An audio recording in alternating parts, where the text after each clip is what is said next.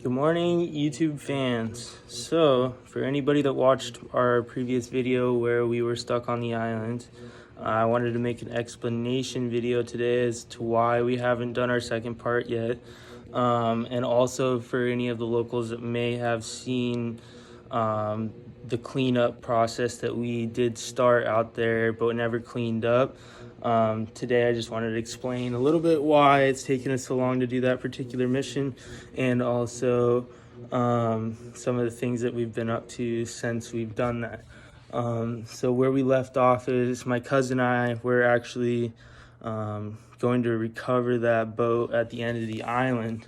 But in the process, we broke down in the boat. The prop hit a stump and broke one of the inner connections. So it was making the prop not move at full power.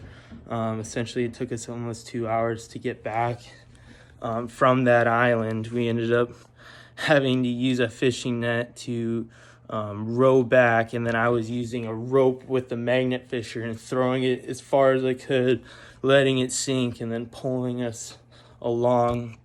Luckily, we actually made it back before dark. One of the big problems with being out on the lake when we're cleaning up is safety. Not only just because it's just dangerous out there in general. There's actually been a lot of people that have died out on the lake, but also there's no service, and it's actually a few miles down the road before most people get service. So that is one thing that we always consider when we are out there. And we try and just keep everybody's safety in mind.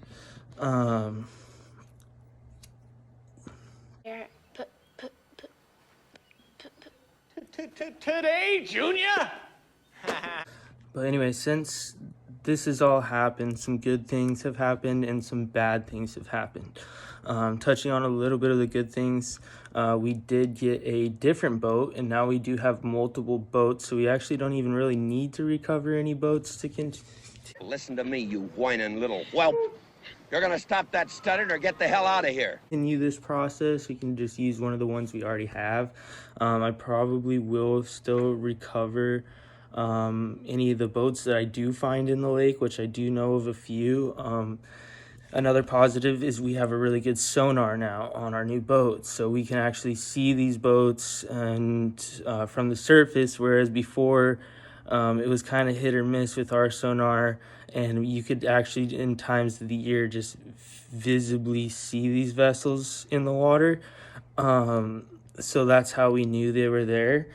But now with this good sonar, we can just go and recover those, and I will for sure make a video when we do that. In an in-depth video, not like the last video I made. I apologize about the quality of that. I know I didn't get a lot of our cleaning up and the cutting up of the car and some of the cooler aspects of the job. I'm just doing a lot of jaw jacking. So I do apologize for that, but I'm just trying to get our message across. I'm only human, Harry! Anybody can make a mistake. So that we don't get in trouble in any way.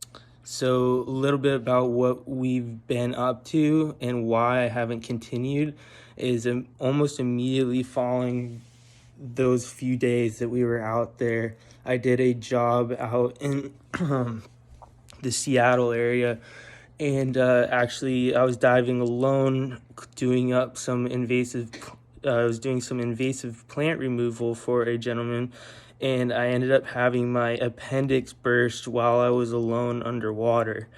I had no idea about it for 2 days, and ended up going into the hospital in just total panic, because like at one point I ended up feeling it, like I knew I had all the symptoms. I'm like totally panicked, go in.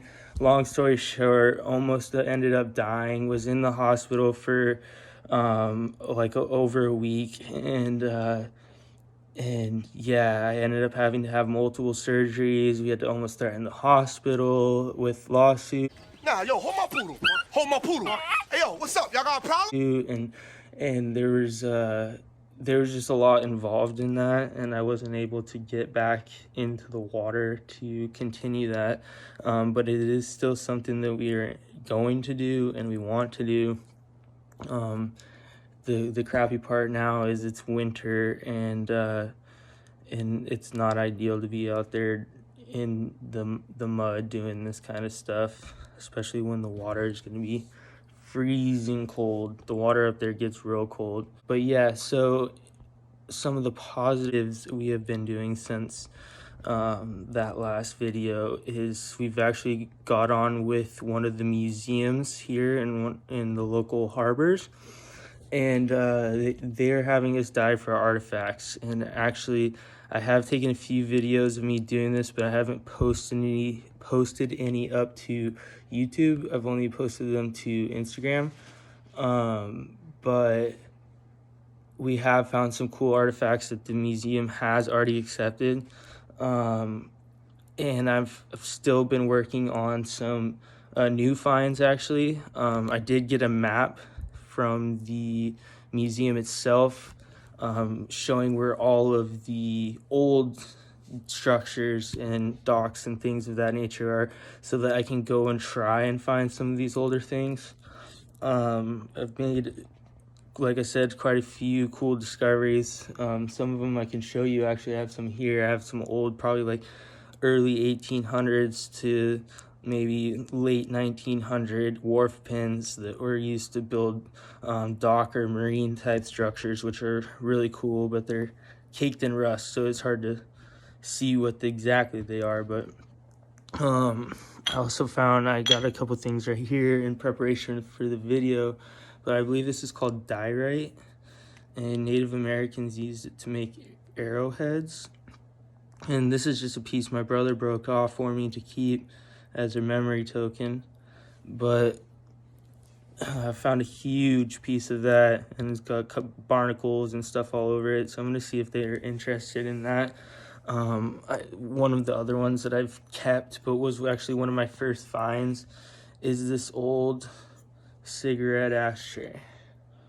And it's in pretty rough shape, but I actually looked these up, and they're expensive. They're actually kind of hard to come by now too, especially the ones of this quality. I'm sure you could pick up like cheap plastic ones from the smoke shop or something, but that one's actual, like, I don't know, it's like pottery or something, but it's also hand painted with the Imperial logo on it, so it's a really cool find. But yeah, so we'll get more into that, and I'll start making videos of us doing that as well as getting some underwater footage. The thing about that is it's not that entertaining, I feel like, to watch, because most of the finds while I'm underwater are gonna be trash. So I mean, I spend a lot of time just cleaning up trash.